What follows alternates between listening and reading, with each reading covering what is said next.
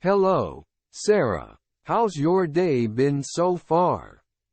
Hi, Mr. Johnson. It's been good, thanks. I've been reading a book. That's great to hear, Sarah. Reading is an excellent way to improve your English. In fact, I wanted to talk to you today about ways to enhance your language skills. Let's start with some advanced vocabulary. Sure, Mr. Johnson. What words are we going to learn today?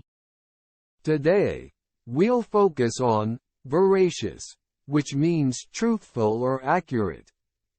For example, her veracious account of the incident helped solve the mystery. And conundrum, which is a complex problem or puzzle.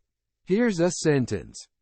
Solving the conundrum of climate change requires global cooperation. I see, Mr. Johnson. Veracious and conundrum. I'll remember them. Great. Now, let's move on to some phrases. How about, in the nick of time, which means just in time? For instance, she arrived in the nick of time for the meeting. And turn over a new leaf, which means to make a fresh start. Like, after his graduation, he decided to turn over a new leaf. Those phrases make sense, Mr. Johnson. In the nick of time and turn over a new leaf. Excellent, Sarah. Now, let's delve into idioms. Burning the midnight oil means working late into the night. For instance, I've been burning the midnight oil to finish my project. And the ball is in your court means it's your turn to take action. Like, I've done my part. Now the ball is in your court. I've heard of those, Mr. Johnson. Burning the midnight oil and the ball is in your court. You're doing well, Sarah. Now, let's explore phrasal verbs.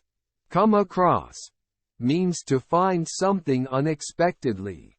For example, I came across an interesting book at the library.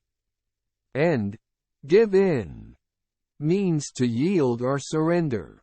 Like, after a long argument, they decided to give in and compromise. I understand, Mr. Johnson. Come across and give in. Great job, Sarah. Now, let's discuss some slang. YOLO stands for You Only Live Once, often used to justify taking risks or enjoying life. For example, I'm going skydiving because, hey, YOLO. And hangry is a blend of hungry and angry, used when you're irritable due to hunger. For instance, I tend to get hangry when I skip lunch. YOLO and hangry, Mr. Johnson. Got it. Wonderful. Now, let's discuss the past perfect tense. It's used to describe an action that happened before another action in the past. For example, she had already finished her homework when her friends called.